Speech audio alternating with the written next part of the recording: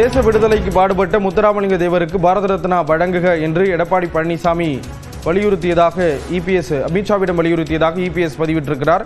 இது தொடர்பான விவரங்களை செய்தியாளர் சுபாஷ் வழங்க கேட்கலாம். சுபாஷ், விவரங்களை பகிர்ந்துக்கலாம். அதிமுக பொதுச் செயலாளர் எடப்பாடி பழனிசாமி 2 நாள் பயணமாக நேற்று காலை டெல்லி புறப்பட்டு சென்றார். நேற்று காலை சிபி ராதாகிருஷ்ணன் அவர்களை சந்தித்து அவர் குடியரசு துணைத் தலைவராக தேர்வாகி இருப்பதற்கு வாழ்த்து தெரிவித்து வந்தார்.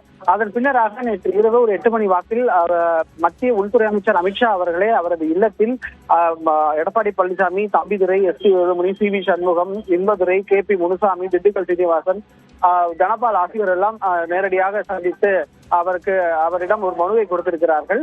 அந்த மனுவில் சொல்லப்பட்டதுதான் தேச விடுதலைக்காக பாடுபட்ட தெய்வ திருமகனார் பசும்பொன் முத்துராமலிங்க தேவர் அவர்களுக்கு இந்திய திருநாட்டின் உயரிய விருதான பாரத ரத்னாவை வழங்கிட வேண்டும் என அதிமுக சார்பில் கடிதம் வழங்கி இருப்பதாக தெரிவிக்கப்பட்டது.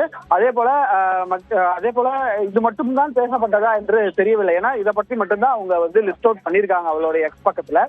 ஆனால் 2 கூட்டணி கட்சி தலைவர்கள், அதுவும் மத்திய உள்துறை அமைச்சரை எடப்பாடி பழனிசாமி சந்திப்பது என்பது அரசியல் ரீதியாகவும் நம்ம பார்க்க வேண்டியது இருக்கிறது.